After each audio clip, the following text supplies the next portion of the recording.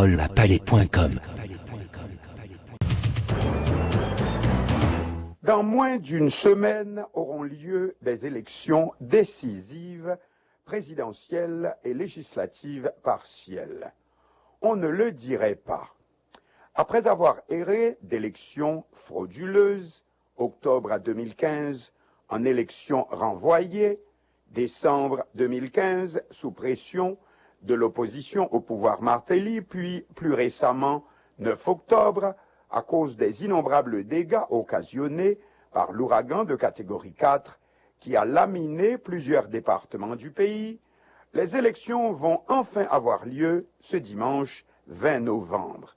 Mais nos héros sont fatigués. Entre l'absence d'alternatives valables qui a caractérisé la campagne et les mauvais coups de la nature, on ne sait trop où est la responsabilité. Toujours est-il que le vide est total et frappe tous les camps indistinctement. Aussi, et puisqu'il n'y a pas moyen de faire autrement, démocratie oblige, la seule alternative sincère et crédible aurait été un grand rassemblement, un tête-ensemble, une grande coalition. L'union fait la force pour ne pas désespérer la nation. Mais ce ne sera pas le cas. Donc, voici 5 prochaines années déjà de perdues. Et chaque jour ainsi, c'est plus profondément et plus vite que ce pays continue à disparaître, plus que ne pourrait le faire aucun macho. Voyez à quoi se réduit la campagne la veille même des élections. À des déclarations insuffisamment réfléchies, comme celle de l'ex-président Aristide, menaçant de déclencher un déchoucage si les élections n'ont pas lieu effectivement le 20 novembre. Le parti Lavalas, considérant les tergiversations qui ont marqué ces dernières semaines comme les avant-goûts d'une manœuvre pour barrer la route à sa candidate à la présidence, Dr Maryse Narcisse. Tout cela aussi est dans l'ordre des choses possibles, étant donné l'absence d'engagement véritable qui caractérise cette fin de campagne obligatoirement à la va-vite. Tout ce qui peut éliminer éventuellement un concurrent est le bienvenu. Mais par une telle déclaration, c'est le mentor de Mme Narcisse qui semble s'enfoncer lui-même dans le piège. Pas un seul des candidats en vue qui n'ait utilisé en effet sa déclaration pour essayer de booster sa propre image.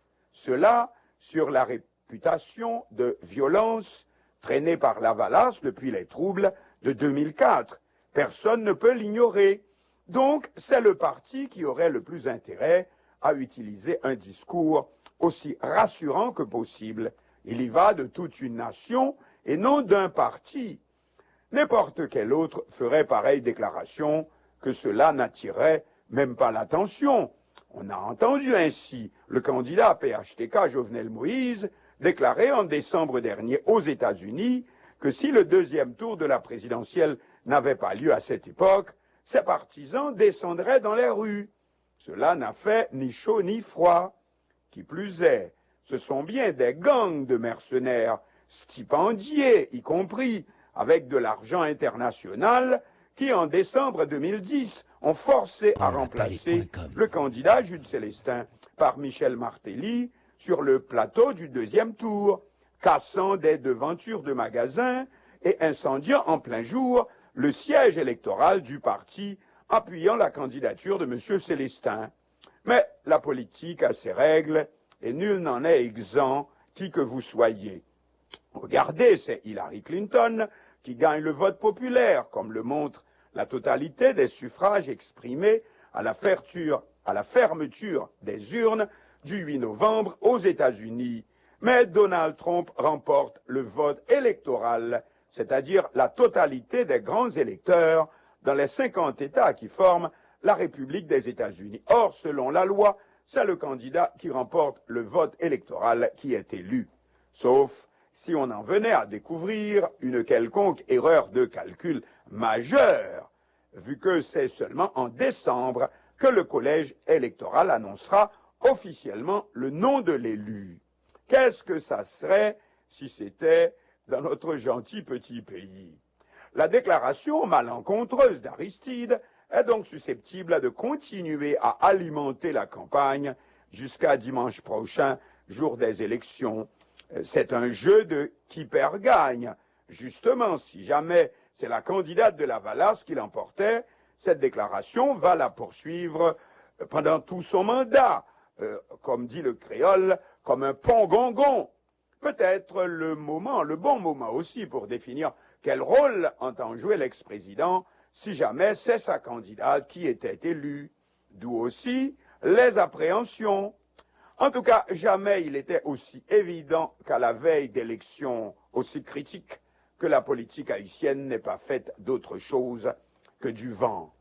Et vu qu'on a manqué la chance d'une grande coalition, si jamais cela se pouvait en Haïti, ce 8 novembre 2016, élection oui, mais comme un saut total dans l'inconnu. Palais.com. Le député de la 3e circonscription de Port-au-Prince, Printemps Bélisaire, assimile lui aussi à un complot les interprétations qui tentent de faire passer les récentes déclarations de l'ancien président pour une incitation à la violence.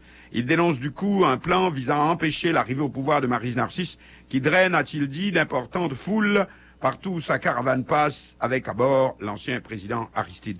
Notre collaborateur Maxi Ézéchiel était vendredi à Pétionville lors de la comparution, si l'on peut dire, de la candidate de Famille Lavalas, accompagnée de l'ex-président Aristide au Conseil électoral provisoire.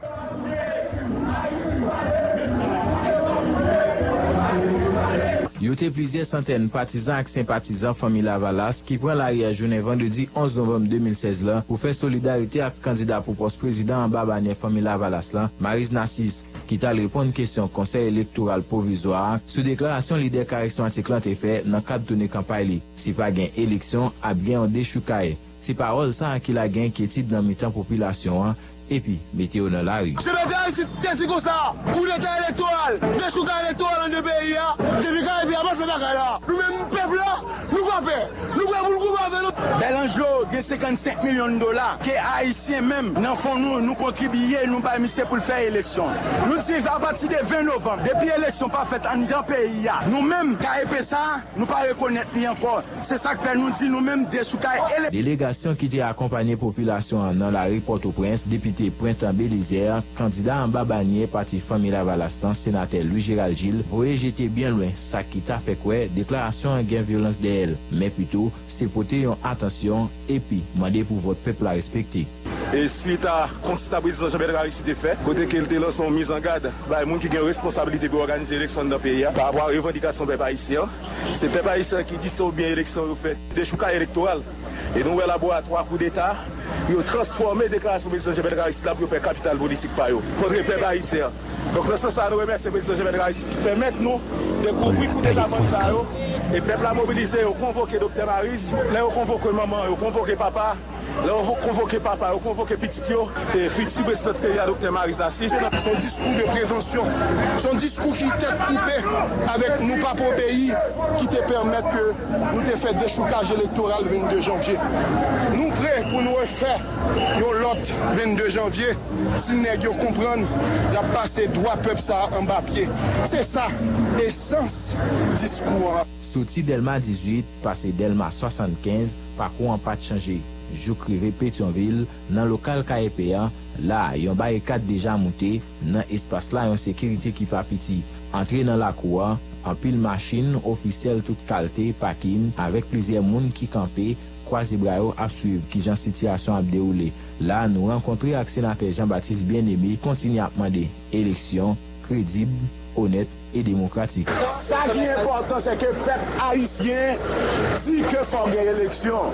Et 7 février, il faut gagner un président qui entre dans le palais national. Et pour le peuple la tourner dans le palais, et il est sûr et certain, c'est Dr. Maryse Narcisse qui a président ça. C'est partisan, Famille Lavalas qui fait déclaration qui fait connaître que le roi Goulé Mazda, si papa et Maryse Narcisse. Ça, c'est dans bouche, on entendre. Ça, c'est parole pas. Parce que quand on portion dans la presse, qui a essayé de faire une campagne contre Famille Lavalas, et bien nous dit ça, nous ne pouvons pas quitter le passé, nous ne pouvons pas accepter. 3 ans après-midi, nous toujours dans le local KEPA, ils ont allé venir qui pas petit. Tout ça, c'est pour te recevoir leader charismatique là, pour venir répondre question sous modé Choukailan. Journaliste national comme international t'es obligé de brancher caméra yo sur des personnages ça yo. Temps a passé, en pile monde dépatienté. 5 ans après-midi, ex-président Aristide en bayon costume noir accompagné madame Nassis a expliqué ça qui était sorti dans réunion et puis rassuré pour l'élection 20 novembre.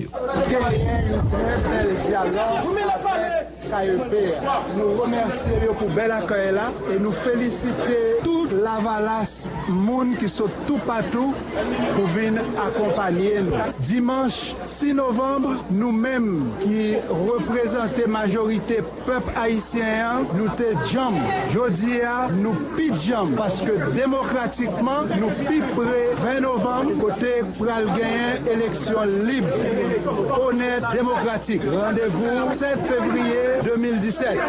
La Valace, c'est l'union fait la force. Une série de revendications, peuple a continué à faire passer à quelques jours élections en Haïti, non seulement pour démentir conflit dans la société, mais continuer à demander pour doit vote respecter. En tout cas, rendez-vous cassé pour 20 novembre et puis 7 février, qui est-ce qui a sur chaise bourrée à Maxime Ezekiel, Mélodie FM.